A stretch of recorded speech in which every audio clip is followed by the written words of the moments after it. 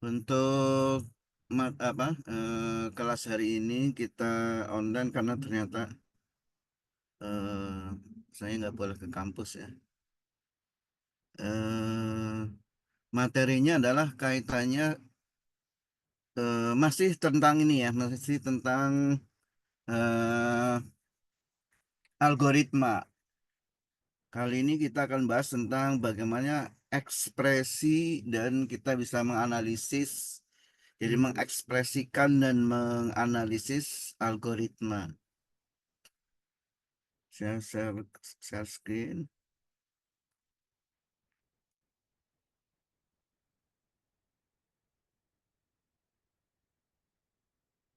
Sudah terlihat? Sudah, Pak. Nah, ya. Jadi mungkin Anda juga bisa ambil dari ini ya. Dari emas kan sudah ada ya.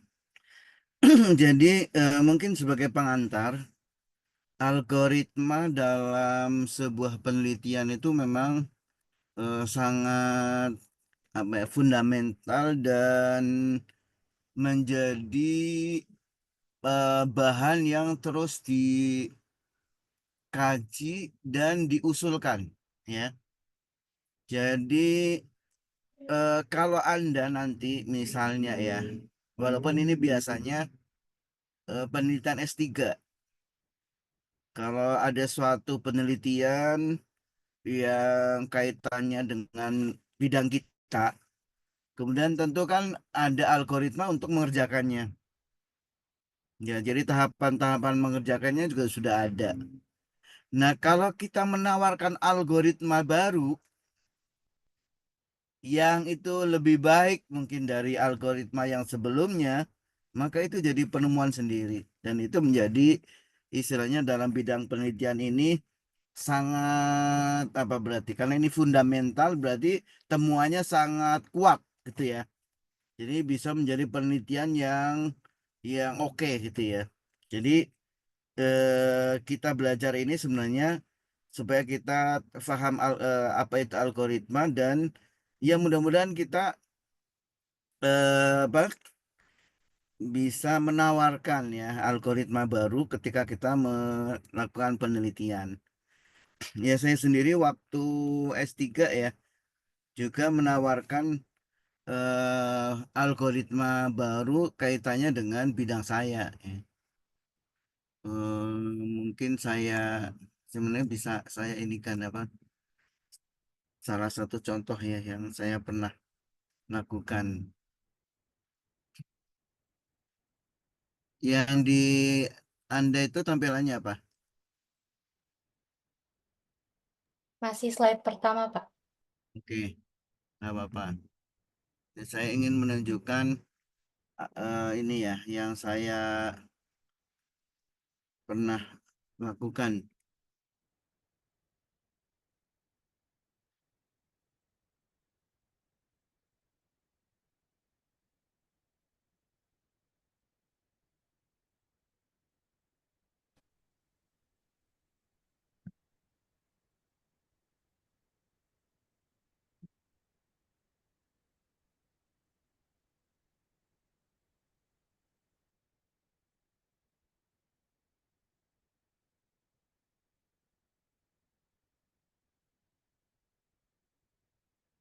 Saya ini stop dulu dan saya ini dulu mengakses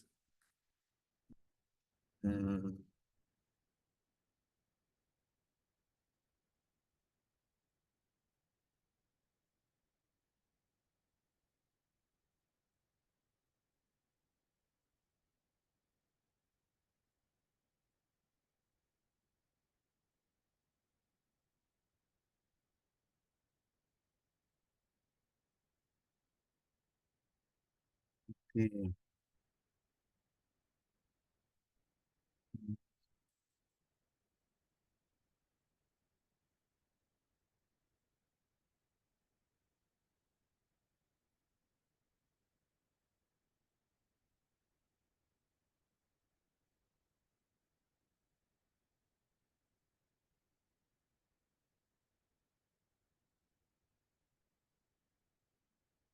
Oke, saya akan tampilkan.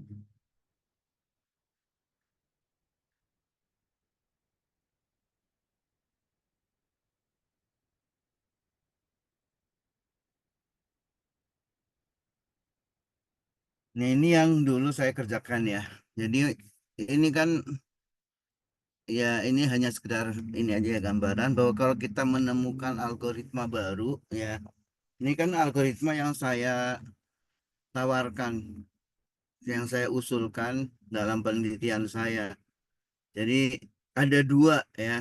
Ini kan kaitannya dengan kontrol. Mungkin Anda ada yang juga nanti penelitiannya tentang ini ya. Jadi ini sebuah eh, pabrik yang non-linear, kemudian kita usulkan untuk cara mengendalikannya menggunakan sistem ini. Ya, misalnya ini seperti ini, gitu ya. Kemudian karena ini masih belum, saya menyebutnya hybrid controller algorithm. Ya.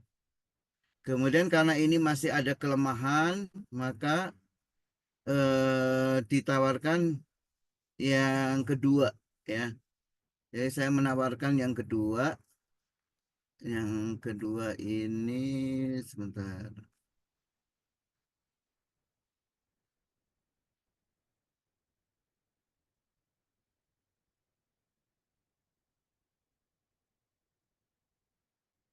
Nah ini, jadi ini apa? Sebenarnya agak mirip tapi ini agak berbeda ya. Yang masalah sinyal ya. Yang pertama menawarkan sinyal yang memilih sinyal yang yang paling besar, sementara yang ini switch ya. Makanya di sini disebut MMPC-PI switch ya, controller algorithm ya. Ini salah satu contoh ya, contoh bahwa kalau kita penelitiannya bidang algoritma ini itu sangat fundamental dan memang biasanya levelnya S3 ya. Jadi ini kalau di sini kan kita mengenal tentang ini ya, bagaimana mengekspresikan, kita sudah mengekspresikan menggunakan dua hal ya. Yang pertama adalah menggunakan apa? eh Flowchart, dan yang kedua menggunakan pseudocode ya. Nah, kita ingin menerapkan di dalam dua hal ya. Jadi untuk minggu ini kita menggunakan untuk finding extreme values. Kalau dalam kalkulus kan ada ya, kita mencari nilai ekstrim ya. Nilai ekstrimnya seperti apa? Kadang-kadang disebut dengan maksima minima itu ya. Kemudian yang kedua diterapkan di eh, searching tetapi yang linear, karena nanti searching itu ada yang kuadratik, ada yang logaritmik. Ini kita menggunakannya searchingnya dengan linear search ya. Dan yang bagian ketiga tentang kompleksitas algoritma. Jadi kalau kita tentu kompleksitas algoritma dibagi kedua hal ini ya, dua contoh ini. Baik, yang pertama adalah bagaimana kita menemukan harga ekstrim, atau kadangkala disebut apa kalau di ini ya, kalkulus itu. Kalkulus itu kan di maksima minima ada apa namanya? Sebuah persamaan dan kemudian kita turunkan ya. Turunan pertama sama dengan nol itu adalah sebenarnya harga ekstrim. Tapi di sini yang dimaksudnya sebenarnya adalah bukan harga ekstrim tapi maksima minima. Jadi di sini diberikan sejumlah bilangan. Nah, bagaimana kita bisa menemukan mana yang maksimum dan mana yang minimum dari sejumlah nilai ini? Bang, Ya, ini ada berapa nih jumlahnya? Jumlahnya ada berapa nih? Satu, dua, tiga, empat, sembilan ya. Ada 9 angka.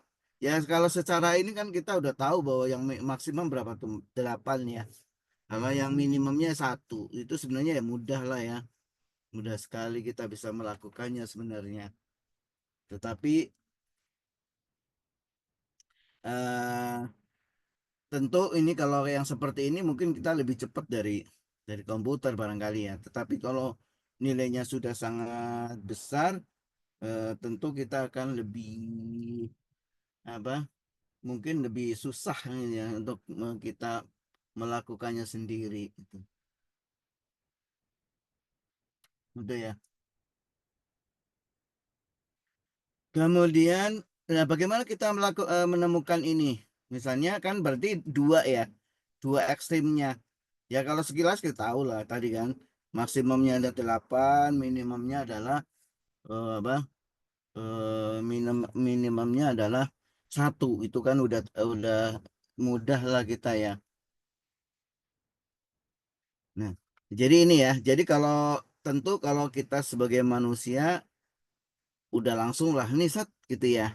Dalam satu waktu kita melihatnya itu secara apa? Secara langsung apa? Secara langsung sekali aja gitu ya, yang lihat wah udah gitu ya. Ya tentu komputer nggak bisa langsung begitu lihat, wah ini sekian gitu langsung. Dia punya algoritma untuk bisa menentukan ini nggak bisa itu ya. Dia serta merta gitu. Jadi dia perlu bagaimana caranya ya. Tentu ada sejumlah langkah-langkah gitu ya. Kalau kita kan langsung kilas langsung tahu lah. Kalau ditanya mana yang minimum satu, mana yang maksimum 8. Udah karena kita udah tahu. Tapi kalau komputer nggak bisa begitu. Dia harus ada algoritma sendiri. Tetapi ketika jumlahnya sangat banyak ya, ribuan itu manusia bingung tuh. Nah, kalau eh, jumlahnya sedikit seperti ini ya kita langsung bisa ya. Ya kalau jumlah sangat banyak bisa ribuan atau ya ratusan lah gitu. Tentu memerlukan harus ada bantuan ya. Di sini pentingnya algoritma untuk bisa menemukannya. Ya itu ya. Nah, kalau kita sudah punya algoritma sendiri, nanti realisasinya adalah sebuah apa? Sebuah pemrograman, maka kalau kita menginputkan ya sejumlah mungkin ratusan ya yang sangat besar lah, very large ya number of values ya yang itu tentu kita akan komputer akan lebih cepat di dalam melakukan penemuan dua titik ekstrim ini ya jadi lebih cepat daripada manusia. Nah, tadi bahwa komputer itu tidak bisa melihat multiple numbers secara bersama nggak bisa. Jadi dia hanya bisa menguji atau mengoperasikan cuma dua ya secara concurrent. Jadi dia bandingkan dua-dua terus itu ya. Ini dengan ini dengan ini dengan ini gitu loh. Nggak bisa langsung gitu. Ini dia itu ya. Jadi dia hanya bisa dua saja ya. Jadi komputer dapat melakukan misalnya satu ditambah dua ya. Ini kan addition of two number. Tapi kalau sekarang sih oh, banyak juga bisa ya. Tapi kalau comparison itu kan ya dua gitu ya. Ya bagaimana satu dua tiga sebenarnya bisa saja ya. Kalau method kan berapapun kalau penjumlahan sih bisa gitu ya. Tapi kalau comparison itu ya dua gitu ya. Ini ya. Jadi misalnya dengan MATLAB atau dengan yang lain, ya karena MATLAB itu kayak kalkulator biasa ya tambah-tambah gitu loh, nggak ada masalah gitu ya. Tapi kalau comparison nggak bisa, dia hanya dua ini ya. Nah sekarang bagaimana mengkonstruksi membangun algoritma. Dalam hal ini contohnya adalah bagaimana menemukan titik-titik atau nilai-nilai ekstrim ya. Tentu yang pertama kita harus punya eh ya ini apa ya sejumlah bilangan sejumlah bilangannya itu berapa gitu ya kemudian kita apa tes ya jika dia kosong maka nggak ada maksimum. Misalnya dikasih nilainya nggak ada apapun, ya udah n, ya.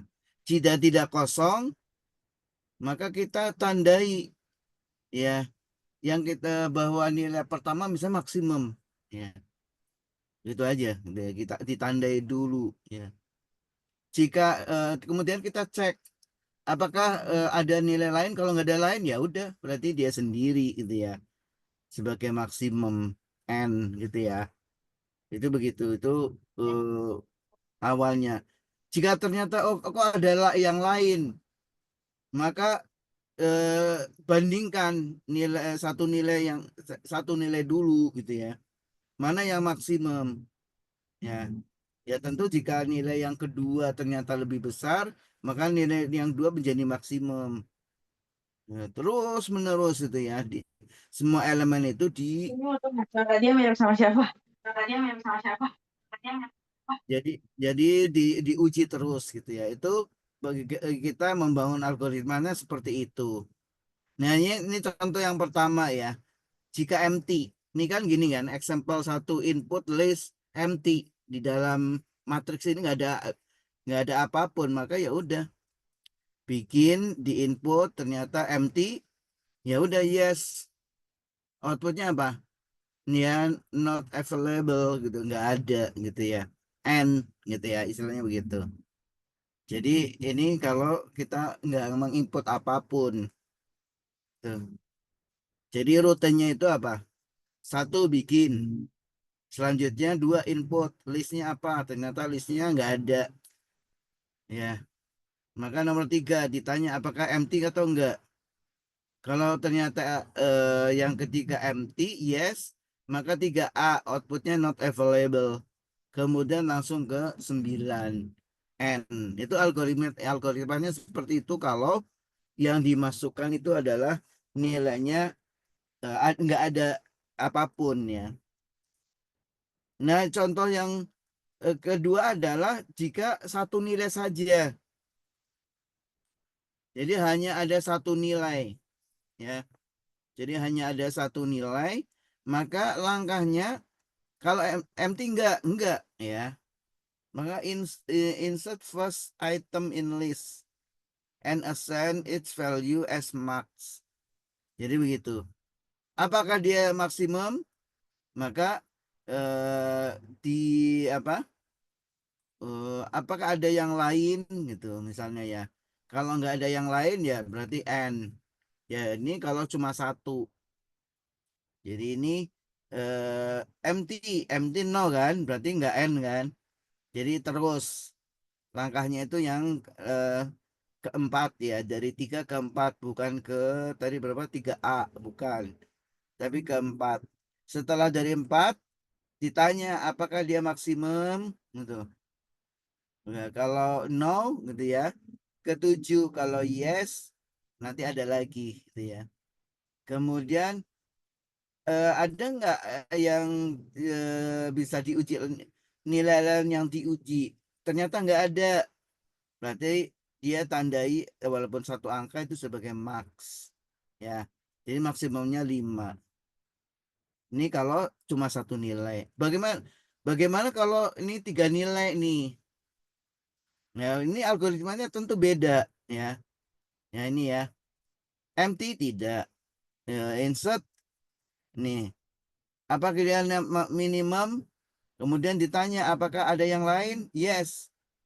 Maka yang dibaca tuh yang nilai yang belum diuji, ya.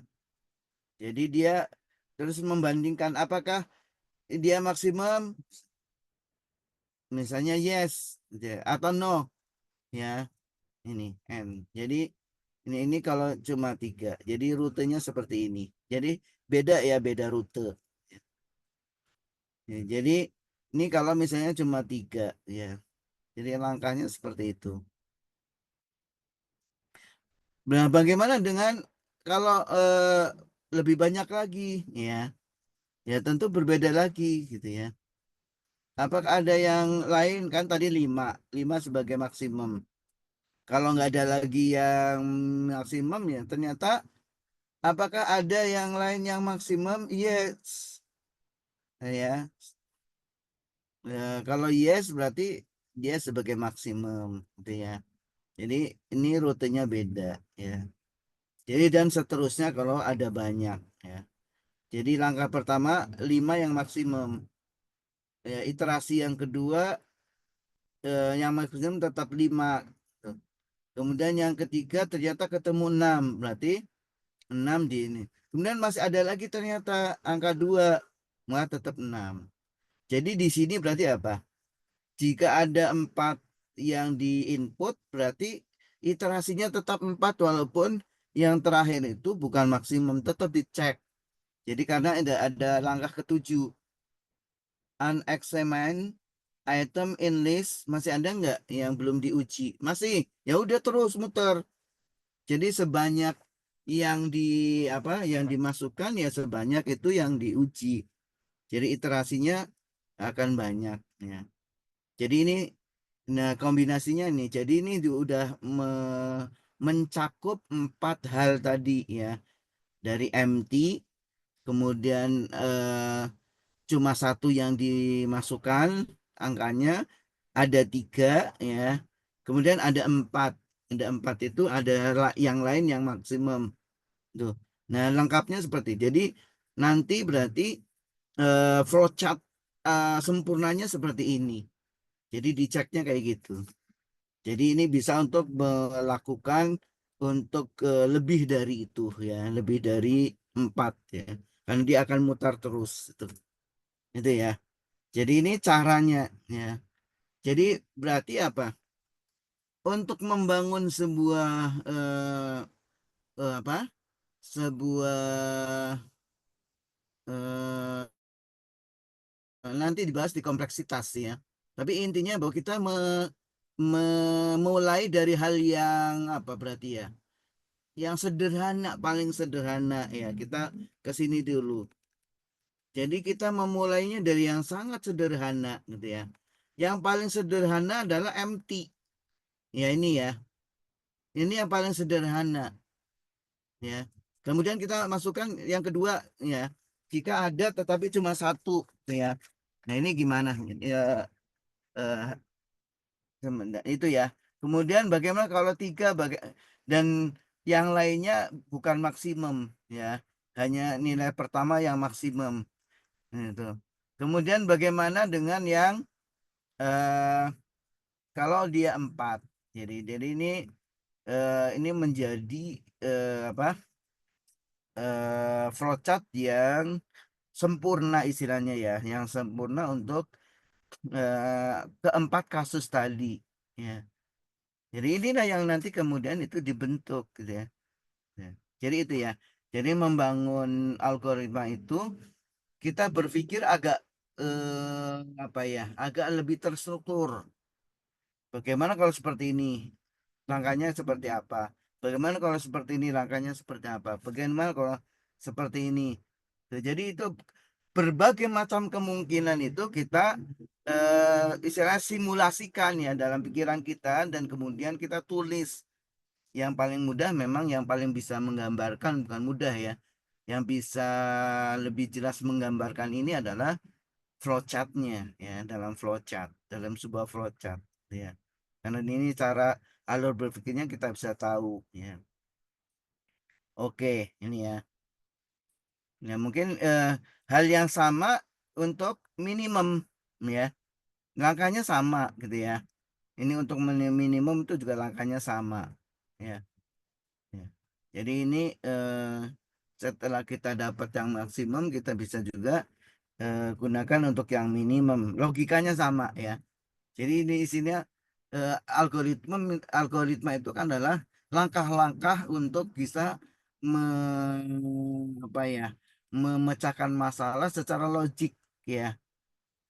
Ya kalau kita sudah membuat ini maka akan lebih mudah kalau kita membuat apa bahasa pemrogramannya nanti ya. Itu ya. Mungkin ada pertanyaan nggak di sini?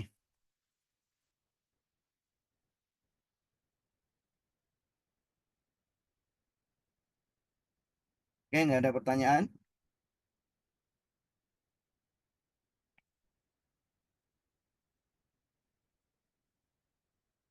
Oke. Oke, kalau nggak ada pertanyaan kita lanjut ya.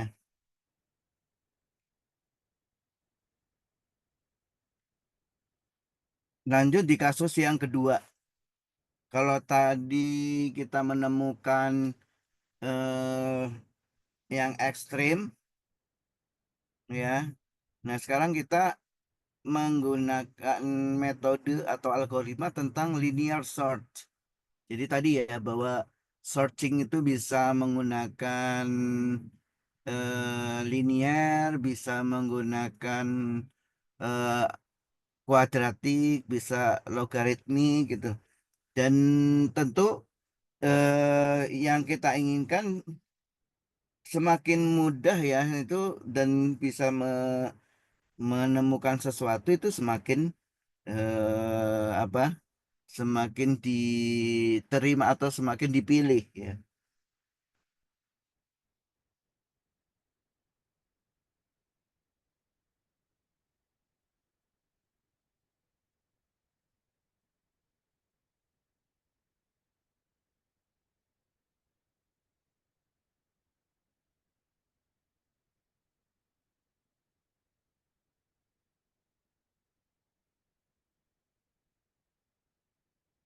Oke, jadi linear search ini adalah salah satu algoritma umum yang digunakan untuk menentukan apakah eh, sebuah list, sebuah daftar ya, itu mengandung harga target ya. Kalau kemarin kan kita contohnya adalah menu itu ya, menu ada target kan, gitu ya. Nah, sekarang misalnya angka, bagaimana kita kalau kemarin ya menunya berapa targetnya kita bisa input ya di Sedokot kemarin ya. Targetnya apa menu sate atau menunya apa gitu ya. Itu kan target gitu ya. Jadi sejumlah angka-angka yang ada ya, targetnya seperti apa dapat nggak gitu ya ketemu. Ini kembali ke sini tapi angkanya agak berbeda nih ya. Nah, ada sejumlah angka 1, 2, 3, 4, 9 juga ya. Ya. Apakah ada angka 4? Ya, ada ya. Kemudian bagaimana dengan 7? Ya, kan nggak ada. Ya. Nah, ini bagaimana kita kalau ada sejumlah itu kemudian apa mencari targetnya, bagaimana kita menemukannya gitu ya. Ya. Nah, sekarang kalau kita kan tadi ya bisa multiple angka. Ya, jadi bisa sekali dalam satu waktu kita lihatnya itu keseluruhan gitu. Karena sederhana hanya ada 9. Tapi bagaimana komputer? Bagaimana komputer mendapatkan angka 4? Ada tidak? Sebaliknya misalnya kalau kita targetnya 7, ada tidak? Nah, jadi komputer hanya bisa membandingkan tadi ya dua hal. Sebagaimana tadi maksimum minimum ya. Jadi nggak bisa gitu ya. Sejumlah langsung dibandingkan tuh nggak bisa ya. Jadi dia selalu begitu. Jadi oleh karena itu dia bertahap gitu ya. Jadi bertahap dibandingkan dua-dua dulu secara bertahap gitu. Sebagaimana tadi juga sama ya. Cuman kalau yang tadi kan mencari minimum maksimum. Kalau yang ini kita me, apa, eh, me- mencari satu target gitu ya. Nah, ini tentu berguna ketika kita di search engine gitu ya. Nah, kan ada target kan ya. Itu lebih rumit tentu ya. Sangat rumit itu.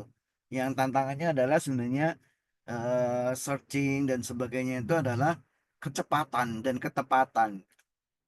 Nah, ini makanya apa ya algoritma yang luar biasa ya yang bisa cepat tepat gitu ya.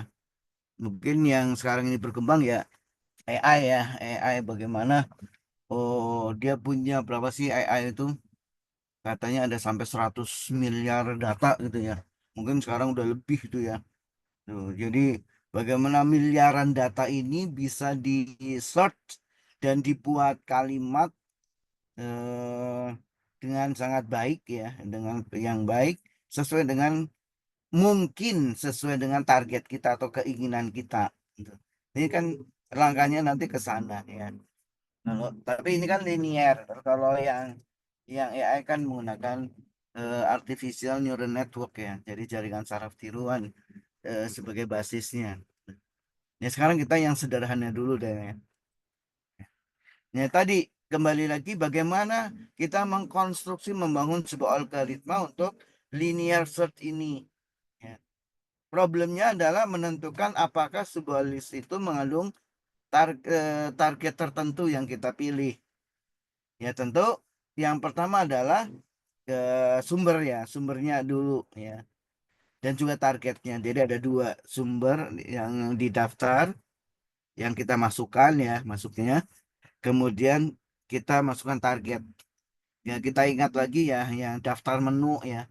Ada some, ada sate, itu kan berarti source the list. Ya, tapi string bentuknya, string text ya.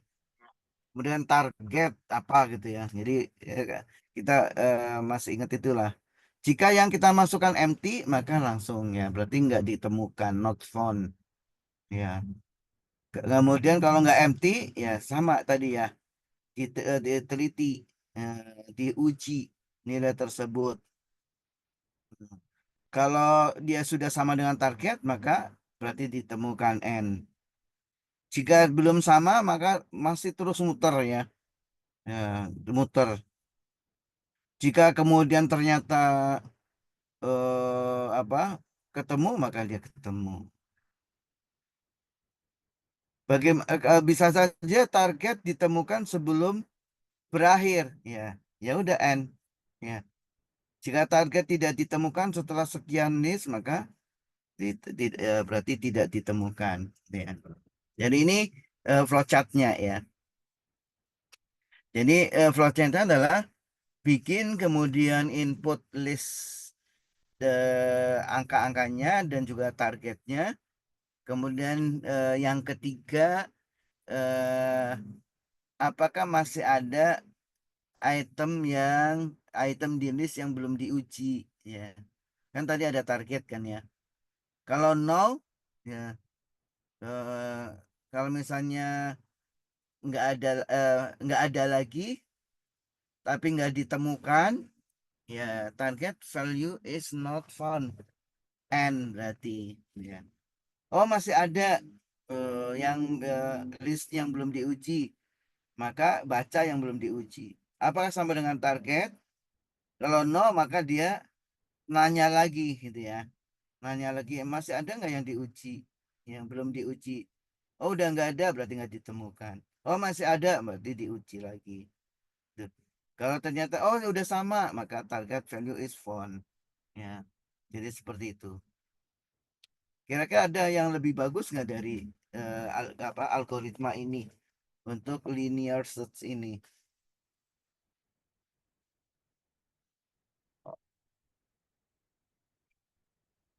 Jadi ini yang ini ya, berkaitan dengan ini. Nah, masalahnya adalah bagaimana mengurutkan ya. Apakah kita urutkan dulu gitu. Jadi bagaimana menurut Anda nih untuk linear search ini? Apakah kita urutkan dulu sebelum searching? Jadi kita urut-urutkan dulu baru di search gitu. Lebih makan waktu nggak kira-kira nih? Ya bisa saja ya. Bisa saja lebih makan waktu, tapi bisa juga apa? Ya itu berarti kan ada algoritma sendiri ya untuk mengurutkan. Ya. Kalau misalnya, tapi kalau sudah diurutkan mungkin lebih lebih mudah untuk menemukannya. Gitu. Ya menurut saya sih ya, eh, kita random aja gitu ya. Walaupun tadi ya, kalau di sini kan kalau sudah ditemukan dia sudah berhenti kan ya. Kalau udah diurutkan dulu, ya berarti kita nggak perlu berakhir ya. Tapi kan ini tetap aja ya. Kalau yes kan output target value N kan. Tapi kalau misalnya belum kan masih muter. Ya, jadi ya plus minusnya begitulah. Ya. Jadi kalau kita mengurutkan dulu itu maka kita akan ya ya bisa saja ya. Karena kan yang namanya menemukan bisa saja di langkah kedua, di langkah ketiga, di urutan bisa saja lebih panjang lagi gitu ya. Jadi ini apa ya? Nggak apa ya? Menurut saya belum tentu maksudnya ya. Belum tentu lebih baik menurut saya. Ini ya, kita harus apa haruskah kita itu apa mencari secara itu ya misalnya tahap demi tahap ya dan setelah list itu diurutkan gitu ya kalau saya sih nggak harus ya. Jadi ini bagian kedua adalah gimana kita membuat algoritma untuk linear search ya. Jadi ini kelihatannya lebih ini ya, algoritma lebih sederhana dibanding kita menemukan maksimum minimum gitu ya. Sekarang kita bahas berkaitan dengan apa? Kompleksitas ya. Jadi yang namanya kompleksitas adalah konsep yang berhubungan dengan jumlah operasi ya. Berapakah operasinya? Itu kan lebih kompleks. Kalau operasinya lebih banyak, berarti lebih kompleks. Dan jumlah nilai yang diinput di dalam algoritma ya. Jadi yang diinput sama jumlah operasinya ya atau kita kadang-kadang menyebutnya jumlah iterasi ya. Nah, contohnya adalah kompleksitas di dalam menemukan angka yang tadi ya yang paling besar ya. Jika angka yang diinput ada 4 ya, maka number of operationnya itu 3. Nah, benar nggak itu ya? Kita lihat tadi, benar nggak 3? Kan ini 4. Ini sebenarnya sih 4 juga ya tetap ya. Ya.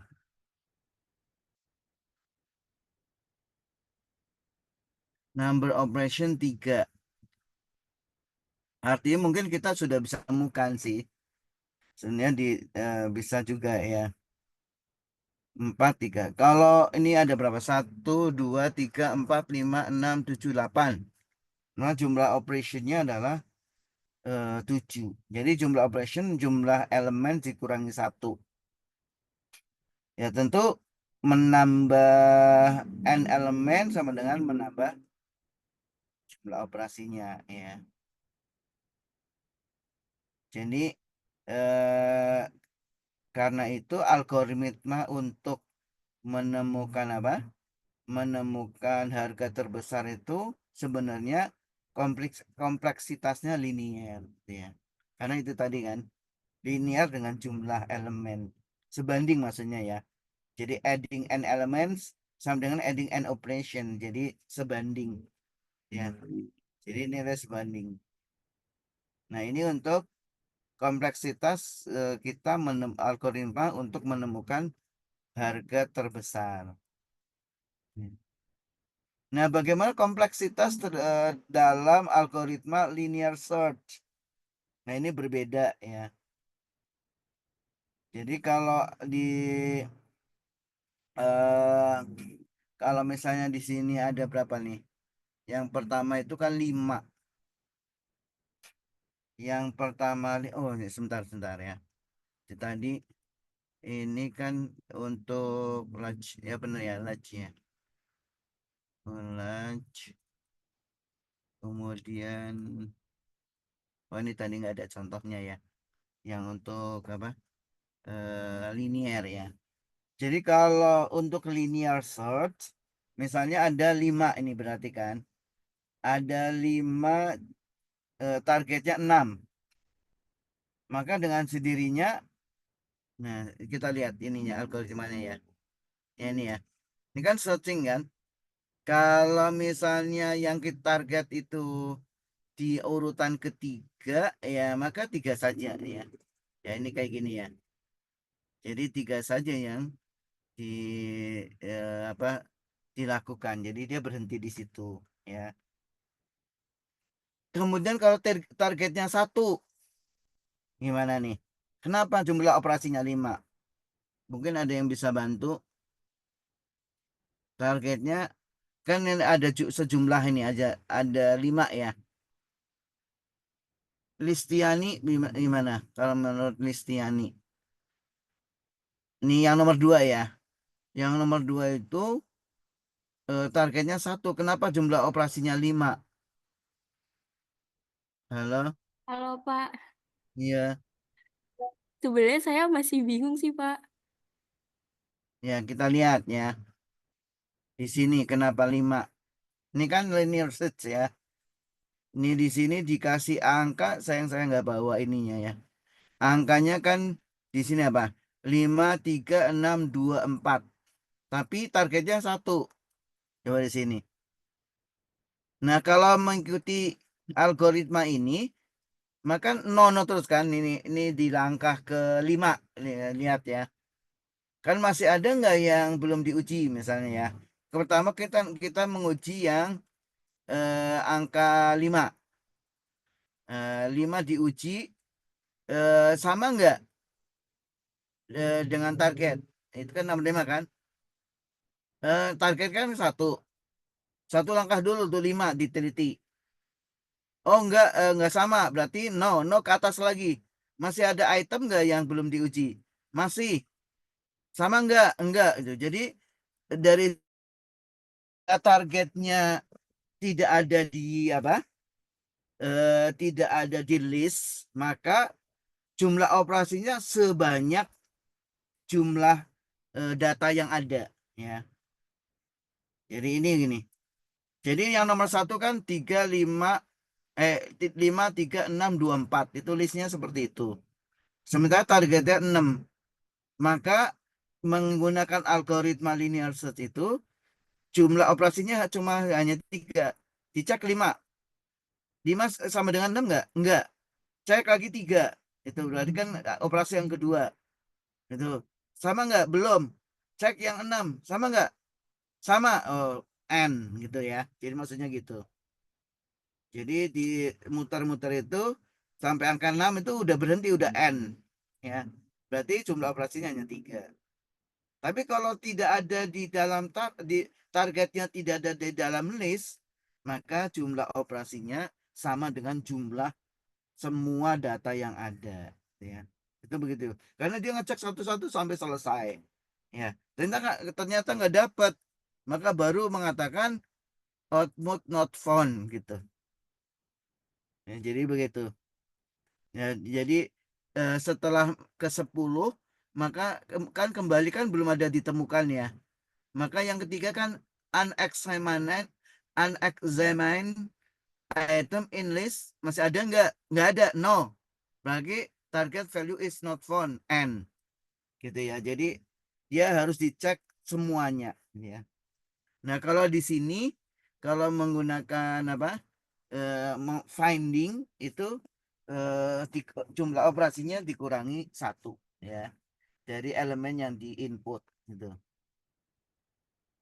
Nah kalau di slot itu bisa lebih banyak tergantung dari targetnya ada enggak dan targetnya di urutan keberapa gitu ya di dalam list ya.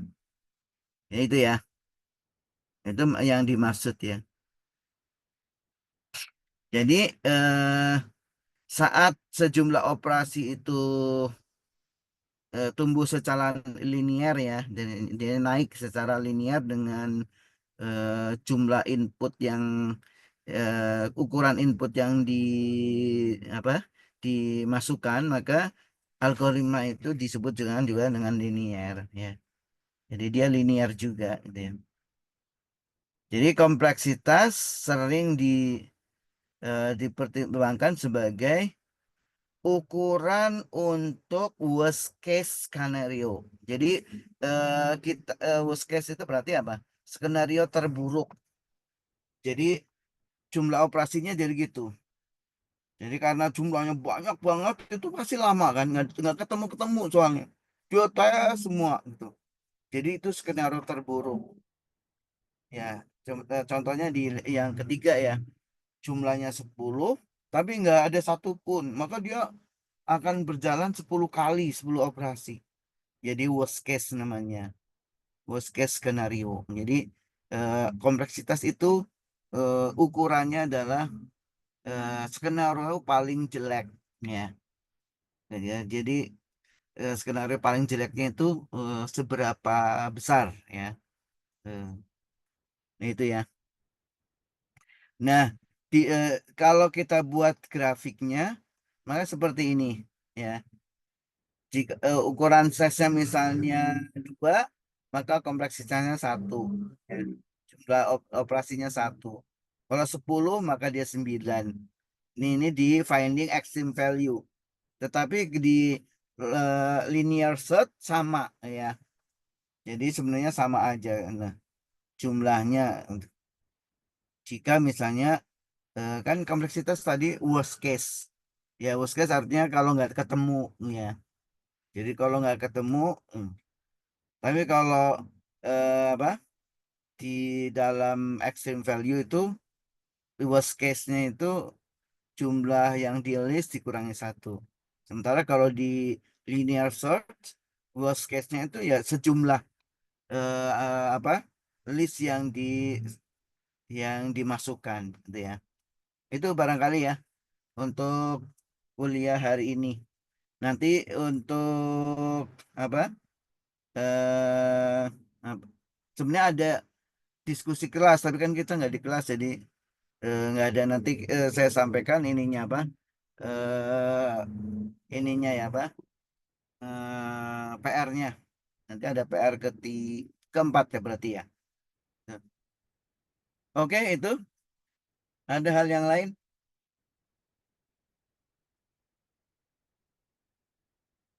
Cukup? Cukup ya? Oke. Kalau cukup maka untuk kuliah hari ini kita selesaikan ya, sudahi. Terima kasih atas perhatian Anda semua. Saya sendiri apa nyari tempat yang darurat ini sebenarnya kan, karena tadi ternyata lama juga ini proses di rumah sakit ya. Baru selesai tadi jam 1 lewat ya. Nggak keburu sampai rumah juga. Baik, itu saja ya. Oke. Oke. Ya, saya akhiri. Assalamualaikum warahmatullahi wabarakatuh. Waalaikumsalam Waalaikumsalam warahmatullahi wabarakatuh. warahmatullahi Terima kasih banyak ya Bapak. Waalaikumsalam. Oke. wabarakatuh.